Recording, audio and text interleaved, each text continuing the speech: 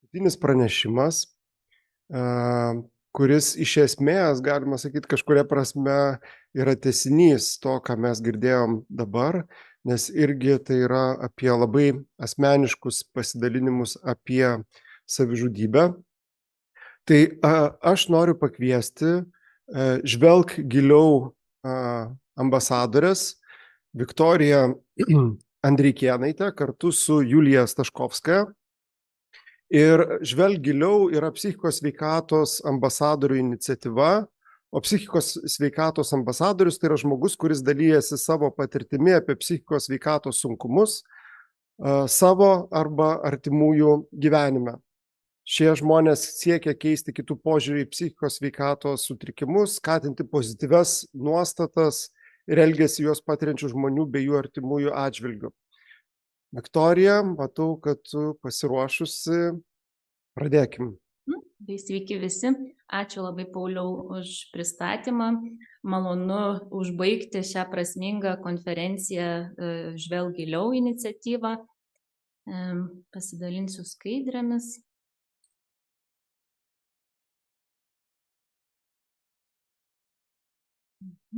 Tai aš esu Viktorija Andreikėnaitė, visuomenės sveikatos specialistė ir taip pat Žvelk giliau iniciatyvos viena iš koordinatorių.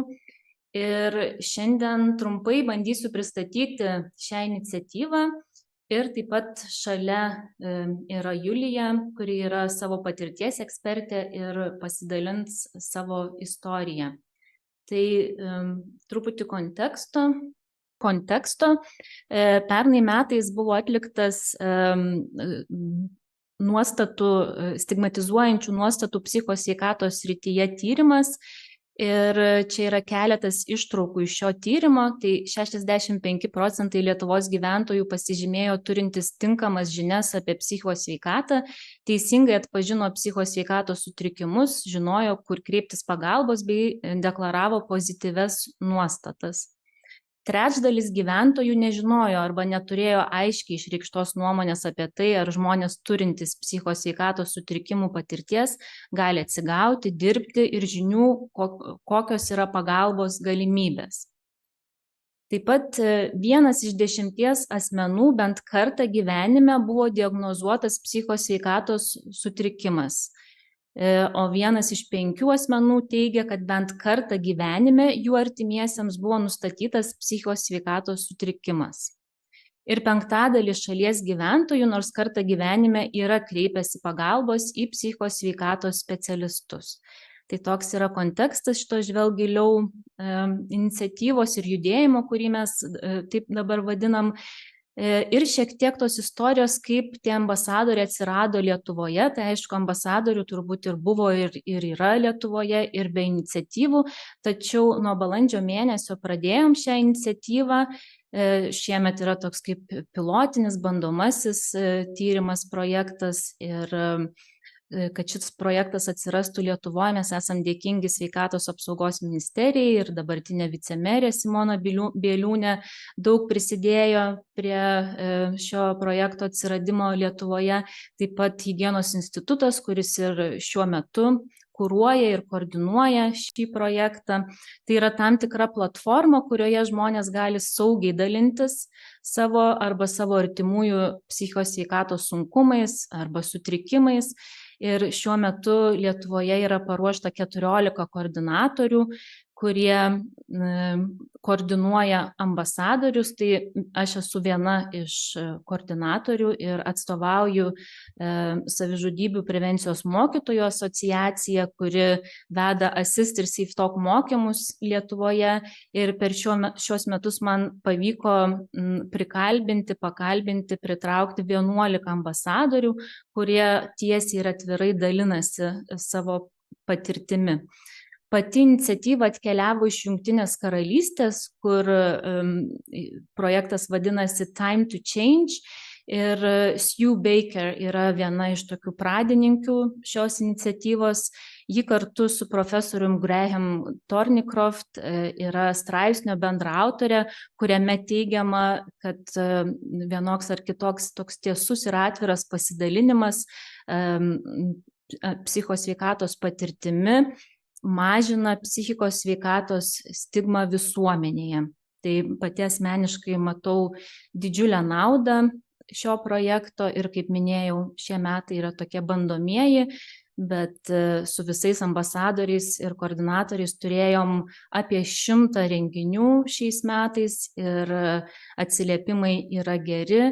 Tiek patys ambasadoriai randa tokią erdvę, kur dalintis, sutikti panašių į save, mažėja vienišumo jausmas ir tokia tarsi atsidaro erdvė ir bendruomenė, kurioje galime kalbėtis tiesiau ir atviriau apie psichikos sveikatą.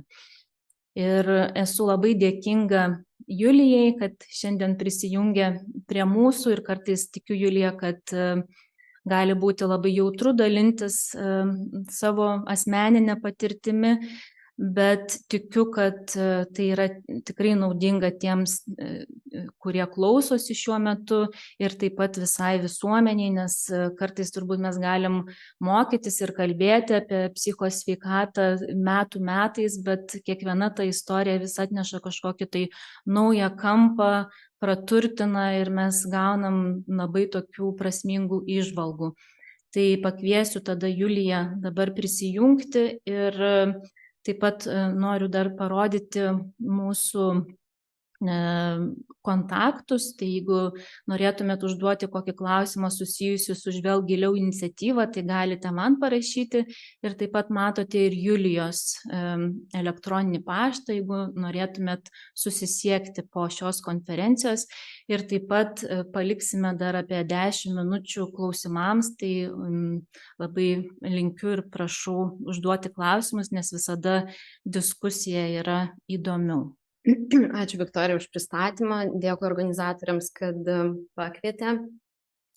Iš tiesų, vakar buvo pirmas vakaras ir pirmos kelios valandos, kai po 17 metų, daugiau jau negu 17 metų nuo tėvo savižudybės, aš turėjau tokio laiko savo įsivertinti visą nueitą kelią. Viena pati savo, be jokių specialistų, tiesiog atsisėdu ir galvoju, ką aš galiu, kuo galiu su jumis pasidalinti. Tai tikriausiai galite įsivaizduoti, kad 17 metų aš jau nepapasakosiu per 15-20 minučių, tai paantrinsiu, kad iš tikrųjų lauksiu klausimų, mes tam bandysim palikti laiko ir nebijokite klausti iš tikrųjų tai, kas jums svarbu, ar darbe, o gal asmeninis kažkoks klausimas. Aš tikrai turiu erdvės tiek iniciatyvoje Žvelk giliau, tiek kitose iniciatyvose, kuriuose dalyvauju, pasirūpinti savimi, net jeigu tie klausimai bus sunkus ar tikrai kažkokie asmeniški. Taigi, mano tėvas nusižudė, kai man buvo 21, aš buvau 4 kurso studentė, buvo pavasaris. Jis nusižudė tuo metu, kai aš buvau namuose. Norėčiau tikėti, kad jis galvojo, kad manęs namie nėra. Tuo metu aš miegojau ir atsikėliau jau į tą situaciją, kur reikėjo staigiai reaguoti, staigiai susivokti, kas įvyko. Jis dar buvo sąmoningas ir mano reakcija buvo atmetimo, nesupratimo, toks šoko iš tikrųjų reakcija. Aš netgi tą pačią dieną išvykau švęsti draugės gimtadienio, nes tiesą pasakius nelabai supratau, kas įvyko. Tai buvo, kaip jau minėjau, prieš daugiau negu 17 metų, bet pasakojant, tas rytas atrodo tiek pat gyvas, nepaisant to, kiek aš investavau į tai, kad šitą istoriją integruočiau į savo gyvenimą. Mano tėtis, gal taip sakykime, jis nusižudė, kai jam buvo 50 metų, tai buvo jo antras bandymas. Aš buvau tėčio dukrelė, ta, kuri visada jį užstoja, neišduoda, turi įdomių istorijų, kurios jis klausydavo. Mūsų santykis iš tikrųjų buvo įdomus, tik tai suaugusi aš galiu įvertinti, kad tas santykis gal nebuvo tiek kaip sakyt, sveikas, nes mano tėtis turėjo problemų su alkoholiu, jis buvo labai uždaras, žinoma, nekalbėjo apie emocijas, jo bazinė šeima buvo labai tokia smurtinga. Tai čia toks šiek tiek konteksto, vat, galbūt koks tas paveikslas nusižudžiusio mano tėvo. Taigi, kaip sakiau, tai buvo antras jo bandymas, pirmas buvo nesėkmingas, po savižudybės jis dar 10 dienų gulėjo ligoninėje. Tuo tarpu mes artimieji šoko ištikti, buvom ligoninėje sutikti medikų su tokiu pareiškimu, kad čia, reiškia, gydytojas mums su seserim sako, tai ruoškitės vežti į Kariotiškes arba į Rokantiškes. Aš tiesą pasakius, tuo metu iš pasimetimo nesupratau, apie ką čia eina kalba. Aš tiesiog atsisukau į seserį ir paklausiau, kas tos Kariotiškės ir kas tos Rokantiškės. Tai dabar tikriausiai tai skamba dar baisiau, negu nuskambėjo tuo metu.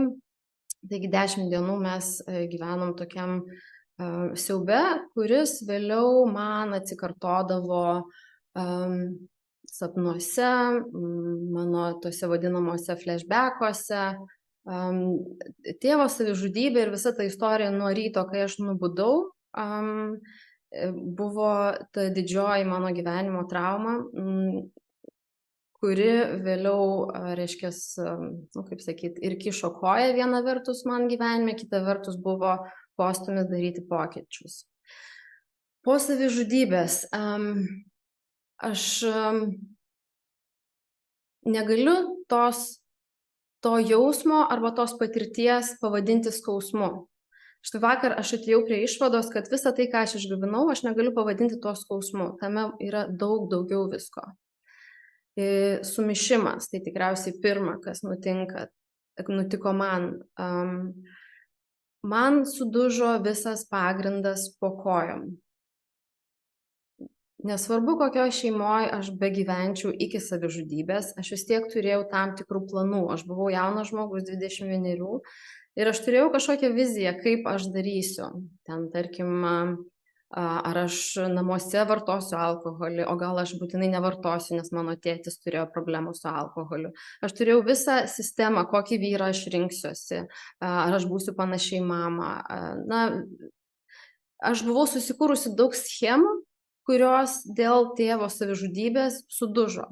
Tai yra sudužo visas tas toksai jauno, suaugusio žmogaus planas gyvenimui. Ir iš ten atėjo daugybė sumišimo. Gėda. Tai tikriausiai foninis, pagrindinis jausmas kartu su kalte. Tokios dvi draugės. Kaltė ir gėda, kurios mane lydėjo nuo pačių pirmų akimirkų, netgi tada, kai aš paskambinau ir iškviečiau greitąją pagalbą, man buvo gėda. Man buvo gėda, kad aš turiu tą daryti, nes kažkur giliau aš supratau, kad tikriausiai čia yra savižudybė. Ir kai atvažiavo felčeriai ir jie paprašė jo asmens dokumentų, man buvo gėda, kad aš nežinau, kaip elgtis, iš kur tos dokumentus gauti. Ir man buvo gėda, kad aš nevažiuoju su juo. Man buvo gėda, kad apskritai į mūsų laiptinę ateina greitosios pagalbos medikai. Lygiai taip pat gėda buvo, kai per laidotuvės kaimynai atėjo šnibždėjosi ir vadino tai kažkokiu tai slaptu dalyku. Kaltė. Čia, apie kaltės jausmą iš tikrųjų galima tikriausiai disertaciją parašyti, apie kaltės jausmą savižudybės situacijose, dėl to, kad ta kaltė jinai turi įvairiausių formų, pradedant nuo tikriausiai man buvo taip, kad aš iš pradžių kaltės ieškojau kitose žmonėse, tada kaltinau savo tėtį ir daug ant jo pykau. Ir galiausiai iš viso to, reiškia, ateina kažkada suvokimas, jeigu, aišku, bandai priimti tą informaciją, tai kad aš kaltės ieškojau, arba kitaip tariant, nekaltumo savo pačios, nes viskas yra persmelkta, viskas buvo persmelkta mano pačios kaltės. Ir vat, kaip toks papildomas višnaitė ant torto, kuri visą laiką, visus tos 17 ir daugiau jau metų mane lydi, tai klausimas kodėl, bet vėlgi tas klausimas kodėl nuolatos keičia savo formą. Kodėl nusižudė, kodėl nepasakė, kodėl nepriėmė pagalbos, kurią jam ligoniniai pasiūlė po pirmo bandymo nusižudyti, kodėl nekalbėjo, kai aš naktim tuo tarpu tarp savižudybių jo laukdavau grįžtančio iš naktinės pamainos ir sakydavau jam, tėti, daugiau to nedaryk, kodėl jis vis tiek tą padarė. Ir tas kodėl vis dar yra galvoje, nors aš nuėjau labai ilgą ir tikrai nelengvą kelią, kad šitą visą istoriją kažkaip suliečiau į savo visumą, į savo asmenybę, į savo tokią visybę. Šita istorija galėjo taip ir baigtis. Kažkaip tais nusižudė, kažkaip išjaučiau tuos jausmus, vadovėlinius iš tikrųjų tokius, bet tikrai tikrus. Bet mano strategija buvo tokia nesąmoningai išstumti šitą patyrimą. Ir aš jį išstūmiau labai giliai, aš įstojau studijuoti magistrą, aš labai daug linksminausi, aš pradėjau dirbti savo svajonių darbą, tuo metu kaip tokiam jaunai specialistai ir dar moteriai, toj srity, kur aš pradėjau dirbti, tai buvo tikrai svajonių darbas. Aš labai daug keliavau ir štai praėjus maždaug 2 metams, artėjant tam laikotarpiu, kai mano tėtis nusižudė, tai jis nusižudė balandžio pabaigoje. Tai vat, kai bunda, reiškia, žemė, visur žalia ir gražu, staiga vieną rytą aš atsikėliau nebematydama spalvų, tiesiog ne to žodžio prasme, čia dabar ne kažkaip ne metafora, aš nemačiau spalvų ir aš tiesiog nieko nebenorėjau ir jutau, kad aš net nusižudyti nenoriu. Tai čia jau buvo toks sunkumo lygis, kurį jau man buvo sunku pakelti. Nes šiaip, ką gal svarbu pasakyti, kad tėvo savižudybė man buvo kaip žalias šviesoforo signalas, kad ir aš galiu žudytis. Tai buvo toks leidimas mano žmogaus, tėvo, autoritetingo žmogaus, kad taip, tai yra toks sprendimas ir štai vaikeli, prašau, aš numiriau ir dabar gali ir tu nusižudyti. Tai aš pajutau tuos simptomus, kaip spalvų netekimą, anhedoniją, jėgų trūkumą, aš kreipiausi pagalbos ir gal, kadangi ne tiek daug laiko turim šitą istoriją, tai aš trumpai norėčiau tiesiog pasakyti, kas man tikrai buvo veiksminga medicininiai sistemoje. Man labai pasisekė, aš gavau pagalbos labai greit. Gavau psichiatrinę pagalbą, gavau ištyrimą psichologinį, gavau medikamentinį gydymą. Tai šitas man iš tikrųjų buvo labai veiksminga ir labai reikalinga. Žinau, kad ne visų tokia patirtis kaip mano. Aš gavau tokį visybišką labai dėmesį, labai tokį greitą. Tačiau dabar galiu pasakyti, iš tikrųjų su tokia nuoskauda, kad galbūt ir greičiau būčiau supratusi, kas su manimi vyksta, jeigu kas nors būtų man pasakęs, kad aš gedžiu, galbūt kas nors būtų man pasakęs, kad aš patyriau traumą. Visgi aš vis dar buvau tikrai jaunas žmogus, tai man 23, buvo gal 24. Ir kad tai buvo gedulas ir trauma. Apie tai su manim psichiatrija nekalbėjo. Ir tam dėmesio nebuvo skirta. Taip pat nebuvo kalbama apie savižudybę, mano tėvo savižudybę, buvo kalbama apie mano savižudybės riziką. Kas iš esmės, gal labiau buvo, čia toks emocinis prisiminimas, iš tikrųjų, tai galima vertinti, kad tai subjektyvu labai, kad visgi aš tokio sulaukiu, ką, tu tokia jauna, graži, viskas tau prieš akis, ten darbas, studijos ir taip toliau. Tai sulaukiu tokio kažkokio gal nepriėmimo to, kad aš galiu apie tai galvoti. Taip pat man gal nebuvo labai naudinga tai, kad man ta pati psichiatrė kažkaip tais mano asmenybę man kažkaip bandė paaiškinti per mano asmenybinius dalykus po ištyrimo, man tas nebuvo kažkaip labai naudinga. Jo, bet gal tiek ties tais tokiais nemaloniais dalykais, kuriuos dabar galiu įvertinti, bet kas visgi yra svarbu ir dėl ko dabar aš esu čia ir jaučiu, kad integracija ir įvykusi ir dar tolimas kelias laukia ir aš manau, tai yra jau ženklas, kad aš suprantu rimtumą pačios situacijos. Tai psichoterapinė pagalba, kurios aš kreipiausi jau privačiai, kuri buvo orientuota į mane visą, įskaitant mano patirtį, tai yra mano trauminę patirtį. Ta psichoterapija tęsiasi iki šiol. Vertinga ten randu tai, kad tai yra, jinai visada vyko mano tempu, tai yra gana lėtai. Aš skirtingai negu medicinos sistema, aš nesulaukiau reikalavimo pasveikti greičiau arba išgedėti greičiau arba kiek galima važinėti į kapines kiekvieną savaitgalį, ten 5 ar 7 metus aš tą dariau, po tokio vertinimo nebuvo. Taip pat, kas labai svarbu integruojant tokio traumą, yra bendrystė. Tai čia 2 dalykai. Tikriausiai savo draugams turiu labai stipriai padėkoti, nes tikrai turėjau net 2 draugės, kurios nenuilstančiai galėjo klausytis manęs. Bet kitas dalykas tai bendrystė per aktyvizmą. Praėjus 8 metams po tėčio savižudybės aš prisijungiau prie jaunimo linijos.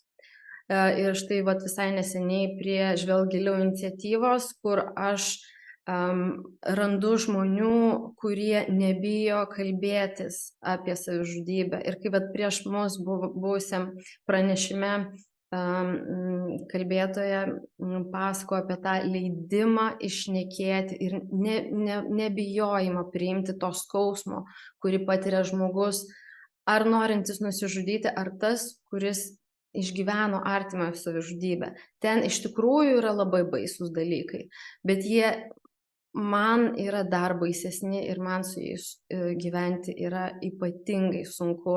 Tai iš specialisto turėčiau lūkesčio drąsos išgirsti. Tai štai tiek jaunimo linijoje, tiek iniciatyvoje Žvelk giliau aš pajutau, kad aš galiu būti tuo žmogum su savižudybės artimoje aplinkoje patirtim, be etikečių, be skubinimo, be vertinimo. Tikriausiai tiek, nes tikrai noriu atliepti jūsų poreikius ir kviečiu užduoti klausimus. Ačiū, Julija, labai už tavo pristatymą. Iš tikrųjų, tai ir sunku kažką po jo pasakyti, kiek tai yra ir nuoširdu, ir atvira, ir kartu labai informatyvu. Ne tik tai ir kaip tu jautiesi, ir kas tau padėjo atsistatyti, ir kas padėjo atsigauti sveikatos sistemų, ir ko trūko, ir kokie kiti būdai. Atskirai, tiesą sakant, pasidžiaugiau, kad šiandien nusprendžiau užsidėti jaunimo linijos džemperį. Ne dėl to, kad žinojau, kad tu minėsi jaunimo liniją, tiesiog šiaip iš principo man atrodo, kad tai, ką jaunimo linija daro apskritai ir savižudybių prevencijoje yra svarbu ir tai dabar suderėjo ir su tuo, ką tu sakai. Ir komentaruose iš tikrųjų tai ne tai, kad mes čia daug klausimų turim, mes turim daug reakcijų, kurias taip ir norisi paskaityti. Ačiū jūsų iniciatyvai ir galimybei pamatyti Žvelk giliau laidas LRT. Ačiū už atvirumą ir pasidalinimą. Ačiū, Julija, už drąsą dalyti. Šoko reakcija netekus tėvų labai pažįstama. Labai ačiū, Julija, už tokį atvirumą ir stiprybę dalintis tokia jautria patirtimi. Ir ačiū, kad sukūrėte tokią iniciatyvą Žvelk giliau. Ir tiesiog ačiū tau ir turim vieną klausimą.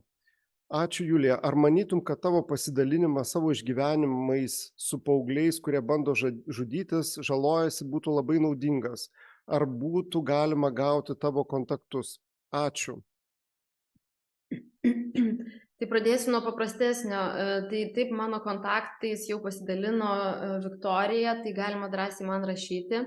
Šiaip noriai sutinku dalyvauti tokiuose iniciatyvose, tikrai tai yra ir būdas man sveikti iš tikrųjų. Dabar kiek tai yra naudinga, tai aš niekada negirdėjau savęs iš šono. Tai man labai sunku pasakyti, kiek tai gali būti naudinga.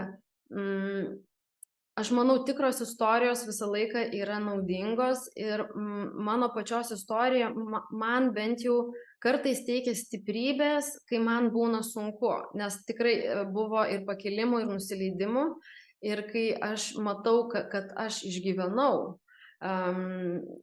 ypač kalbant apie tėčio savižudybę, bet tai paskui sekė labai daug irgi visokių tokių bangų, tai aš manau, kad gali būti naudinga. Tik tais tikriausiai reikėtų, kalbant su vaikais ir paaugliais, reikėtų gal kažkaip sukonkretinti, apie ką mes kalbam, koks mūsų tas rakursas, klausimas. Viktorija. Jeigu galėčiau dar įsiterpti, tai aš labai kvieščiau susisiekti su Žvelk giliau ir su manim, su koordinatorė, nes mes ambasadorius prižiūrim ir tarsi yra platforma tam tikra jų vienų, va taip belia kaip nepaleidžiam, vyksta refleksija, žodžiu, palydim, rūpinamės, tai tikrai kvieščiau prieš tai pasikalbėti ir tikrai organizuojam tos renginius ir susitikimus ir su paaugliais, ir su jaunimu. Na, dabar klausimai pasipylė. Tai, taip sakant, tik tai laikykimės. Kas dar psichoterapijoje be tinkamo tempo pagelbėjo ar gelbsti labiausiai? Aš psichoterapiją lankau jau 13 metų. Tai nelengva išskirti. Gal žinot, labai įstrigo tas mano pirmas atėjimas pas psichoterapeutę ir aš gana aukšta mano pačios savižudybės rizika tada buvo, man buvo sunku kalbėti, tai kas patiko, jinai man leido informaciją perteikti ir tikrai man tas tiko. Pradžioj mes bendravom piešiniais, galima sakyti, nes man tikrai buvo sunku kalbėti. Kitas dalykas, pirmą, ką jinai padarė, jinai pasirašė su manim fizinį kontaktą, popierinį kontraktą apie tai, kad aš nesižudysiu. Ir man tai buvo toks, tai kaip čia dabar aš galiu ir nepaisyti, bet visgi man tai buvo labai toks stiprus kažkoks, nežinau, įsipareigojimas iš tikrųjų. Tai va tas patiko. Man buvo brangu tai, kad jinai nekrapštė žaizdos. Jinai buvo apie tai, kas man yra svarbu, kartu niekada neleisdavo man nubėgti, kad viskas gerai, čia tą darau, aną darau. Reiškia, į tą buitinį lygmenį jinai mane iš ten ištraukdavo. Bet kartu ir leisdavo kartais ten pabūti. Ryšys, tikriausiai, kad ir kaip tai banaliai skambėtų, kas apie psichoterapiją skaito ar domisi, tai ryšys tikriausiai buvo tas svarbiausias dalykas, kad jinai jautė mano poreikį ir gebėjo jį atliepti. Kartu jinai nebijojo, tikrai nebijojo baisiausių mano sapnų, baisiausių mano fantazijų ir baimių ir nebijojo mano tylos, nebijojo mano kūkčiojimo ir ašarų, viso to sunkumo, kur aš tikriausiai niekur jaučiausi negalinti išlieti, aš turėjau erdvės ir nebuvo jos veide tokio ar išgąsčio, ar kažkokio atsitraukimo. Per visus tos 13 metų jinai visą laiką būdavo su manim. Iš tikrųjų galvoju, kad čia toks, tai, ką tu sakai, gaunasi toks iš tikrųjų ir apibendrinimas kažkuria prasme to, ką mes kalbėjom per konferenciją. Apie tai, kad metodai gali padėti, bet ryšys yra svarbiausia. Prasmė, tas meaning making, supratimas, kas įvyko, ką tai reiškia, yra svarbu, kad tempas žmogaus yra svarbu. Metodai, vaistai gali padėti, bet savaime tai nėra kažkokie tai magiški sprendimai, kad atsigavimas reikalauja laiko ir to paties rūpesčio, bendrystės, meilės, kurios taip lengva medicininiam kontekste nuvertinti, kas čia tai yra, ten tikri dalykai yra metodai, vaistai ir taip toliau, bet tai, kas girdisi taip tuo, ką tu sakai, taip, įvairūs dalykai padeda, bet ryšys, bendrystė su draugais, su bendraminčiais yra kažkas, kas yra labai svarbu. Paskutinis klausimas, ne dėl to, kad jų nebūtų, bet tiesiog mes negalim ilgai viršyti laiko, tai paskutinis klausimas. Julija, minėjote, kad po tėčio savižudybės labai ryškus buvo kaltės ir gėdos jausmai. Kas labiausiai padėjo juos įsivardinti ir tvarkyti su tokiais slogiais jausmais? Ačiū už jūsų atvirumą. Ačiū už klausimą. Tai pirmoji pagalba, tvarkantis su šitais kankinančiais jausmais, nes jie tikrai kankinantis buvo, tai buvo išstumimas jų. Tikrai ne aš kalta, visi kiti kalti arba tėtis kaltas. O vėliau man iš tikrųjų labai padėjo, vis dar esu tame procese, bet labai padėjo atskirimas situacijos, suvokimas savęs kaip tos situacijos, ne, aš taip supratau, kad aš esu pati tėčio savižudybės istorija. Ten yra kaltė, ten yra gėda. Kai aš esu susitapatinusi su šitą istoriją, terapijos metu, labai literatūros skaitimo metu, kur taip pat mano psichoterapeutė man nurodė, man po truputį pavyko atsiskirti nuo tos istorijos. Ir dabar aš tolstu nuo jos ir ją matau kaip gal mano dalį, bet ne visą mane, tai aš nesu pati ta istorija. Tai tikriausiai šitie dalykai, jie nelengvai pasiekiami, bet labiausiai tai. Ir kalbėjimas, gėdai geriausias vaistas prieš gėdą yra kalbėjimas. Kalbėti ir tas viešas kalbėjimas tikriausiai visą laiką man būna sunku, visą laiką aš pagalvoju, kad o Dieve, mano tėtis nusižudė, ką aš blogo padariau, tai čia ir gėda, ir kaltė, ne? Tai aš pasakau, nesugriūnu ir suprantu, kad tas jausmas nėra stipresnis už mane ir tikriausiai jis išliks, tik tais jis gal ne tiek mane valdys. Dar kartą labai ačiū ir Julijai, ir Viktorijai, tai mes jau jums turim padėkoti ir judėti prie konferencijos pabaigos. Džiaugiuosi, kad užbaigimas konferencijos buvo būtent tokiu būdu, asmeniška ir viltinga istorija, viltingų pasidalinimų.